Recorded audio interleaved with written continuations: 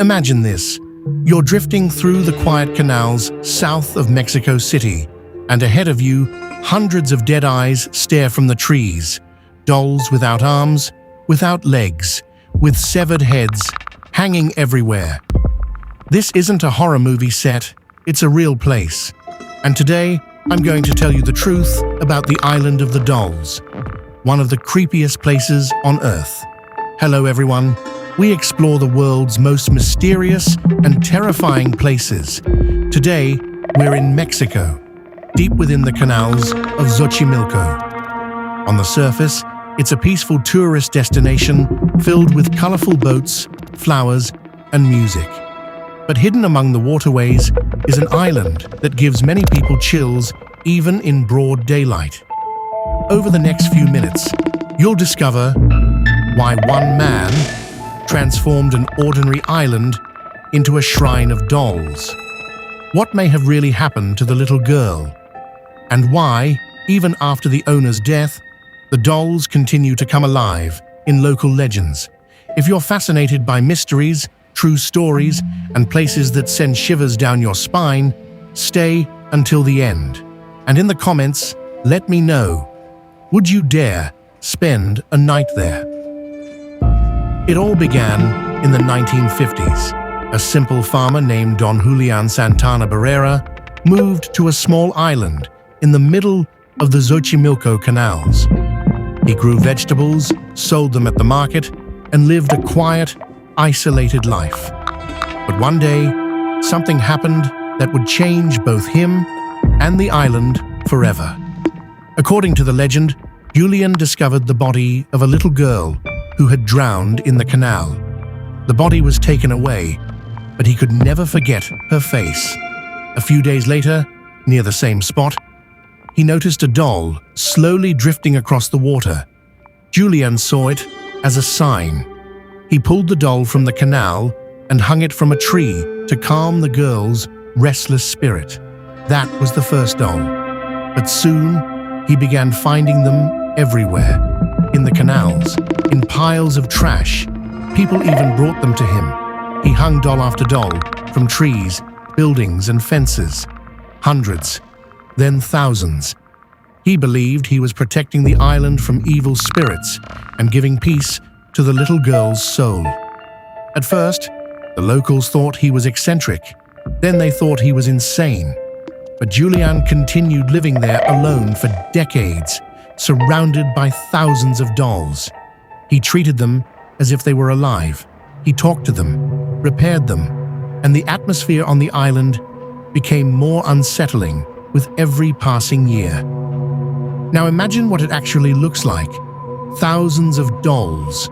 Some hang by their necks, others are nailed to tree trunks, others lie scattered across the ground with missing limbs. The wind sways them gently, and for a moment, it feels as though they're slowly turning their heads toward you. Visitors often say the truly disturbing part begins when you stay there for a while. The dolls seem to be watching you. Some tourists swear they've heard whispers and children's laughter drifting through the trees. Others claim that dolls move during the night. The doll that was hanging on one tree suddenly appears on another. Local residents have long avoided the island. They believe Don Julian wasn't simply hanging toys. He was creating an army of guardians to protect the island from evil spirits. Or perhaps to keep something trapped there. Julian lived here completely alone, for decades, without electricity, without many comforts, surrounded only by his dolls. He talked to them, fixed them, dressed them in scraps of new clothing. To him, they were alive. But the most chilling part is yet to come. In 2001, Don Julian Santana Barrera died, and the location of his death makes the story even more unsettling.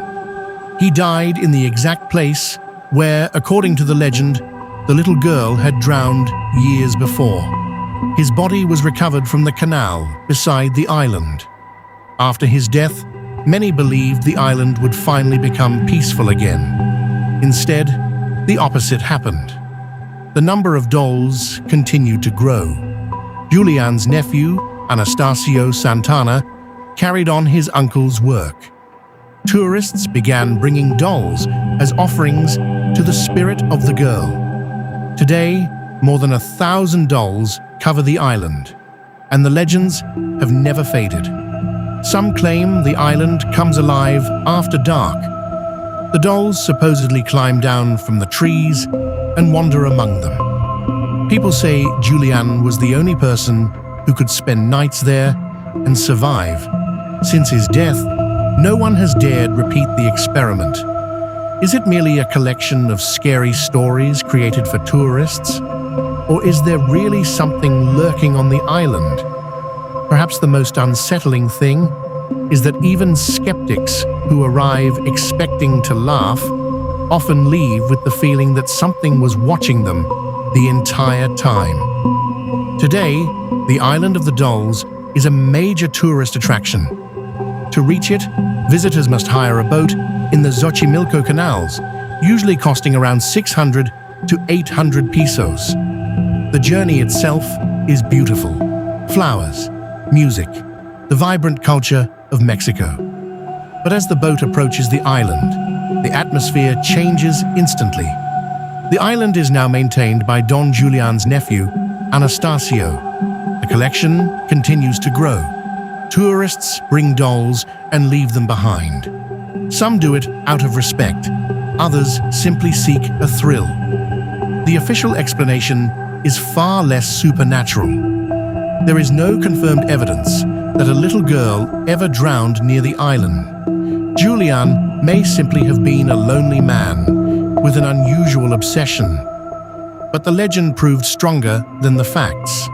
And thanks to that story, the island became one of the world's most famous creepy destinations, alongside Japan's Aokigahara Forest and Chernobyl. Is there really something supernatural on the island? Or is it simply a place where tragedy, loneliness, and human imagination combined to create an atmosphere of pure dread? Everyone who visits seems to agree on one thing. Even if you don't believe in ghosts, the feeling that someone is watching you tends to stay with you long after you've left.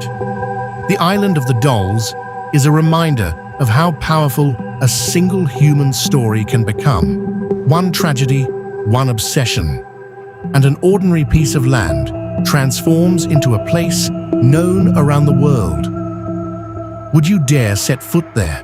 Would you spend a night there? Tell me in the comments. What mysterious place should I cover next? And would you visit the Island of the Dolls yourself? If you enjoyed this video, leave a like. It really helps the channel. Subscribe and turn on notifications so you don't miss future terrifying stories. Thank you for staying with me until the end. Take care of yourselves. And don't talk to dolls at night. See you in the next video.